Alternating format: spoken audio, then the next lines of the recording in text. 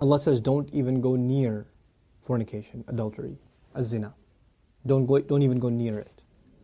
He doesn't say, la tazinu, don't do adultery, don't commit adultery. He says, don't go near it. In other words, there's the act itself, and then there is a series of smaller acts that lead to it. It's got a perimeter around it, and you can't even go close to it. One has to understand the language of the Qur'an and the sensitivity in which it deals with this subject to appreciate the wisdom of Allah Azza wa Jal and how He's counseling us in dealing with this problem. Allah Azza wa Jal is telling us there are certain things that in and of themselves are not haram. You're not going to be able to pinpoint it and say it is wrong. But when you get involved in it, you're going to get sucked into a gravitational field, and it'll pull you in slowly and surely, little by little by little, and eventually it'll get you. Eventually it'll come at you. You know, one of the things we learn about shaitan that is remarkable to me is that he's extremely patient. He won't get you one shot. He'll come at you and he will put a little bit and a little bit and a little bit and a little bit until he destroys your character. He won't come and make you do the wrong thing right away. You know? Even in the story of Adam alayhi salam and how the way he approached them in Surah Al-A'raf is really interesting. He was relentless. It wasn't just one time. Like we assumed that he just came and said, hey, tree, doesn't it look good? And he was gone. No. He was extremely relentless. And he kept at it and he kept at it and he kept at it and he built this idea in them until they would think it's their idea. You know? And when people start listening to shaitan, this is the same surah Allah Azza wa Jalla says, Inna ibadi laysa laka alayhim sultan. My slaves, you're not going to have any authority over them. In other words, people who really submit to Allah, He will not have authority over them. But others, الشَّيْطَانُ يَعِدُكُمُ الْفَقْرَ وَيَأْمُرُكُمْ بِالْفَحْشَاءِ Surah Al-Baqarah. He will command you to do shamelessness. In other words, when you listen to him a little bit, you've granted him a little bit of power. When you listen to him a little more, you've granted him a little more power. And if you keep on listening to him, he gets to the point where he can command you. You will find yourself, I can't even help myself, Brother Nouman. I can't even help myself. I don't even know. I don't know how to turn the computer off. I don't know what makes me do that every night. I don't know what makes me do this or that. I don't know what makes me go there. Go into that chat session, you know. Go and log into that, horrific website. Go watch that filth. Why do I end up doing that? Why can't I lower my eyes when I'm in an elevator? When I'm walking down the street? I can't even help myself. I don't know what to do. That's when you know shaitan's got a pretty good hold on you. He's got a pretty solid hold on you. And you've been sucked into a really, a vicious cycle. It's just getting worse and worse and worse and worse and worse. And you're not addressing it, and it's making the problem worse. And it's destroying your spirituality altogether. Your relationship with Allah depends on a heart being clean. Every time you're exposed to filth, more dirt, more blackness, more covers are poured on top of your heart.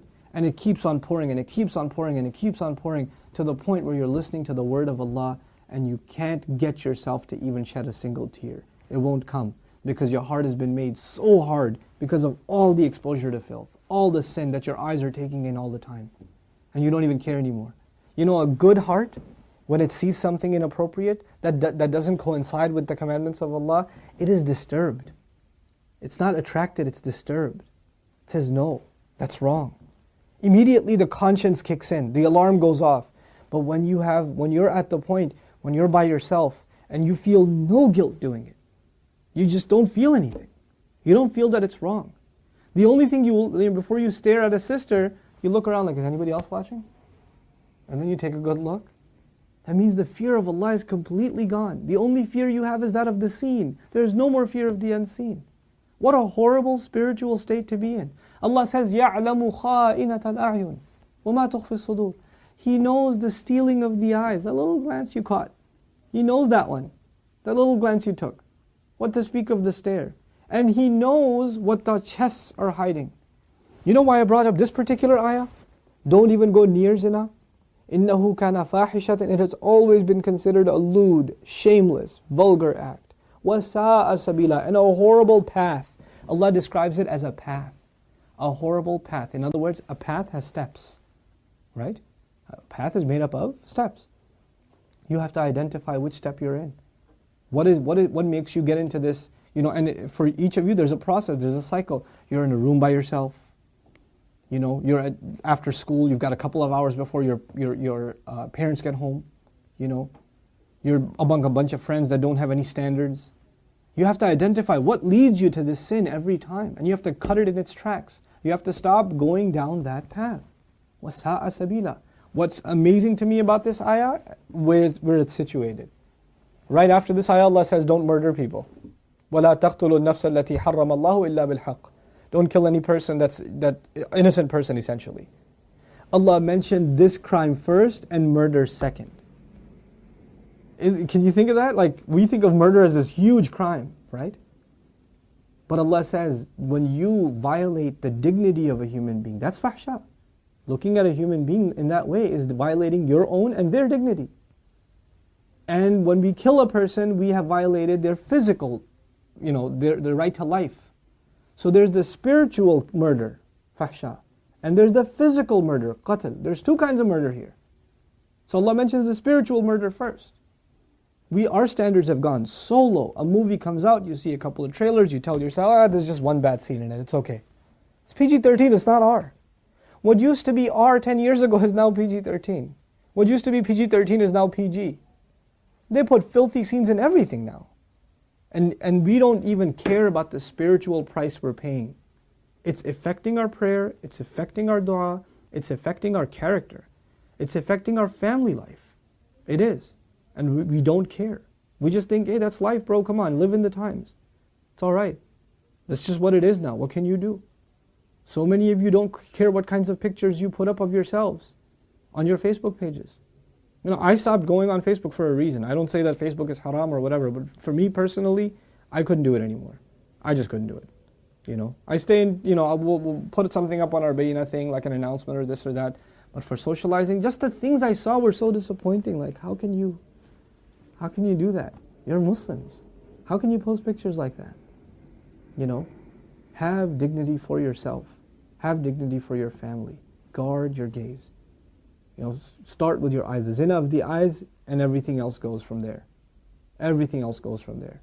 Inshallah ta'ala, I want to talk to you about this subject at length and do little small snippets and maybe portions from the Quran that deal with this subject. But the last thing I'll tell you today, inshallah ta'ala at least, is something about the word fahisha, which I'm translating as shamelessness or lewdness or vulgarity.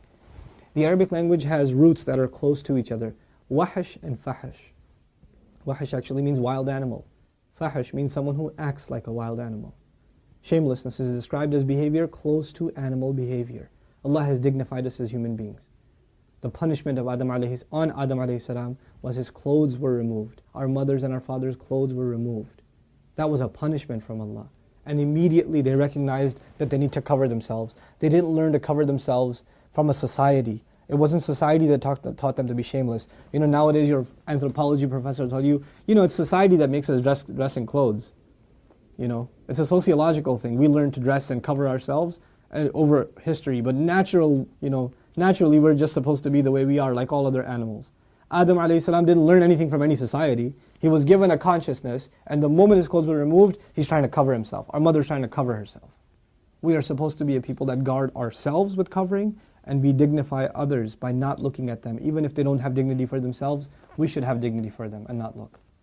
Because they are in the end a creation of Allah. Even if they're a disappointing creation of Allah, they are a creation of Allah. And we have more respect for ourselves and for humanity in general, to not look at it as animals look at other animals. May Allah Azza wa Jal make us spiritually healthy and alleviate us from this growing and ever increasing spiritual problem, and that is of not being able to lower our eyes. And may Allah not allow us to be in company and in situations and involved in activities that lead us more and more towards this horrible, horrible path. May Allah Azza wa Jal clean our way or ease our way to a purer and healthier spiritual life. Barakallahu li wa lakum. Wassalamu alaikum. Quran Weekly.